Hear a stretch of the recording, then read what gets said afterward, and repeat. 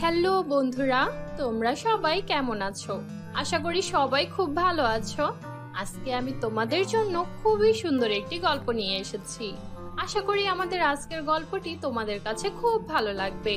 তো চলো আর দেরি না করে শুরু করা যাক আজকের গল্প।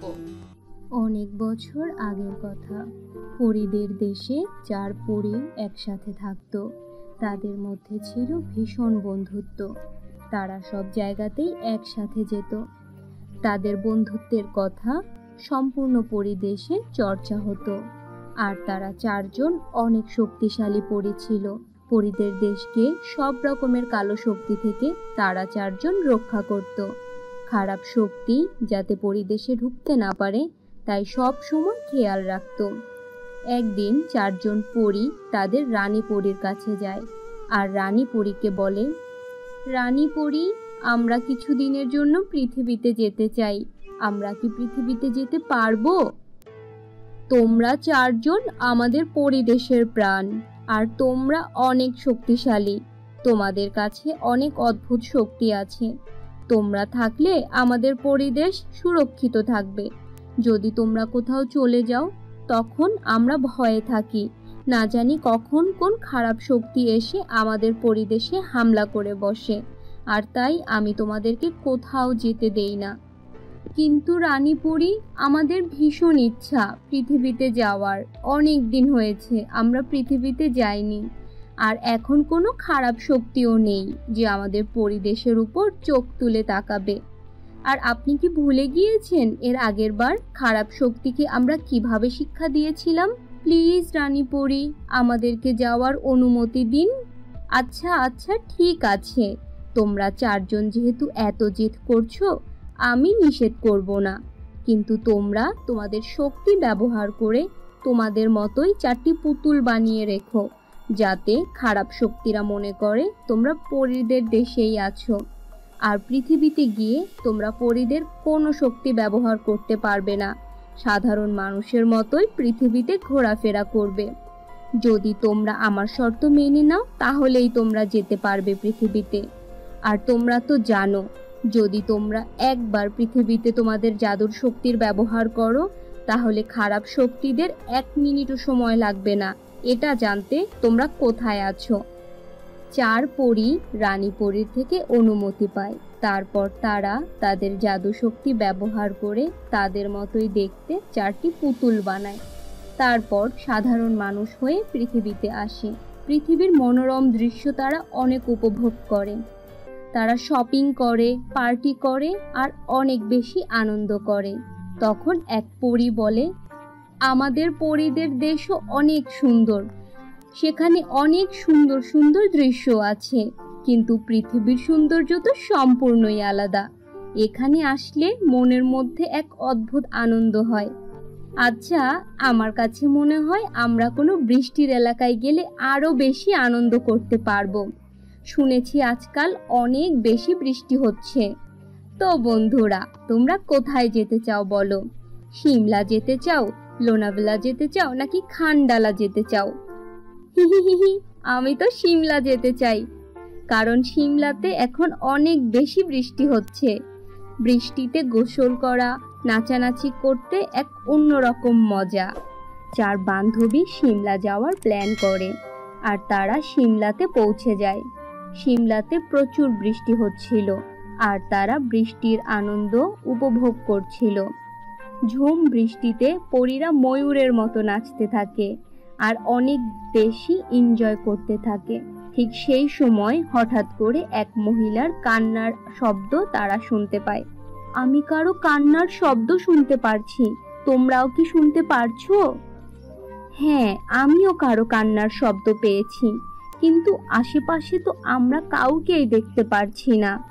আমরা দেখতে পারছি না, কিন্তু কেউ তো আছে এখানে যে কান্না করছে। কান্নার শব্দ কই থেকে আসছে আমাদের দেখা উচিত। আরে ইয়ার, আমরা নিজেদের মতো আনন্দ করছি, কে কাঁদছে কে না কাঁদছে তাতে আমাদের কি যায় আসে? এ তুমি কি কথা বলছো? কাউকে কান্না করতে দেখে আমরা এভাবে ইগনোর করতে পারি না। যেখান থেকে এই কান্নার শব্দ আসছে আমাদের সেখানে গিয়ে দেখা উচিত কি হচ্ছে সেখানে। চার পরি বান্ধবী কান্নার শব্দ কই থেকে আসছে তা খোঁজ করতে থাকে। কিছুটা দূরে গিয়ে তারা এক মহিলাকে খুঁজে পায় যে অনেক আঘাত পেয়েছিল। অসহায় মহিলা চিৎকার করে কান্না করছিল। এত ঝুম বৃষ্টিতে তার কাছে একটি ছাতা পর্যন্ত ছিল না। তখন সে অসহায় মহিলা পরীদের দিকে তাকিয়ে বলে, আমাকে সাহায্য করো, আমাকে সাহায্য করো, দয়া করো। আমার চারটে নবজাতক বাচ্চা এই ঘাসের মধ্যে কোথাও হারিয়ে গেছে। আমার দুধের শিশুদের বাঁচাও, সাহায্য করো আমাকে। তা না হলে আমার মানিকেরা বৃষ্টির পানিতে ঠান্ডায় মরে যাবে। আমার বাচ্চাদেরকে বাঁচাও। এসব আপনি কি বলছেন? আপনার নবজাতক বাচ্চারা এই ঘাসের মধ্যে কিভাবে হারিয়ে গিয়েছে? আর আপনি এত আহত কিভাবে হয়েছেন? কি হয়েছে আমাদেরকে খুলে বলুন। আমি তোমাদেরকে পরে বলবো, কিন্তু আগে তোমরা আমার বাচ্চাদেরকে খুঁজে বের করো। ওরা আশেপাশের ঘাসের মধ্যেই পড়ে আছে। আমার দজ্জাল শাশুড়ি আর স্বামী আমার বুকের ধনকে এই ঘাসের মধ্যে ফেলে দিয়েছে। দয়া করে আমার বাচ্চাদেরকে বাঁচাও। ওরা তো এখনো দুনিয়ার কিছুই দেখেনি, এখনো চোখ পর্যন্ত খুলেনি। আমার বাচ্চাদেরকে দয়া করে বাঁচাও। চার পরী কিছুই বুঝতে পারছিল না এই আহত মহিলা কি বলছে।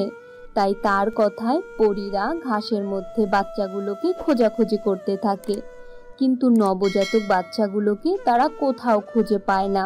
অনেক খোঁজাখুঁজি করার পর চার পরী সেই বাচ্চাগুলোকে খুঁজে পায়। সব বাচ্চাগুলো ঠান্ডায় জমে গিয়েছিল। আরে, এই বাচ্চাগুলো তো ঠান্ডায় জমে গিয়েছে। জানি না ওরা নিঃশ্বাস নিতে পারছে কিনা। আমাদের এখনই আগুন জ্বালাতে হবে। সাধারণ আগুনে কোনো কাজ হবে কি? আমার মনে হয় আমাদের জাদুর শক্তির ব্যবহার করতে হবে। আমাদের জাদুর আগুন জ্বালাতে হবে। জাদুর আগুনে এই নবজাতক বাচ্চাগুলো ঠিক হয়ে যেতে পারে। তুমি এসব কি বলছো? আমরা আমাদের জাদুর শক্তির ব্যবহার করতে পারবো না। যদি আমরা আমাদের জাদুর শক্তির ব্যবহার করি তাহলে খারাপ শক্তিরা জেনে যাবে আমরা পৃথিবীতে আছি, আর আমরা এই রিস্ক কোনোভাবেই নিতে পারবো না। নিহানিকা, আমরা হলাম পরী, আর আমাদের দায়িত্ব হলো মানুষদেরকে সাহায্য করা, মানুষের জীবন বাঁচানো, তাদেরকে বিপদে একলা ছেড়ে দেওয়া না। আর তুমি এই অসহায় নবজাতক বাচ্চাগুলোকে দেখতে পারছো না? আমরা যদি আমাদের জাদুর শক্তির ব্যবহার না করি তাহলে তো ওরা মরে যাবে। তুমি কি চাও এমনটা?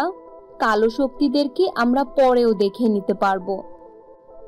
তারপর টেন্ট লাগিয়ে লাল পরী তার জাদুর শক্তির ব্যবহার করে আর সেখানে আগুন জ্বালায়।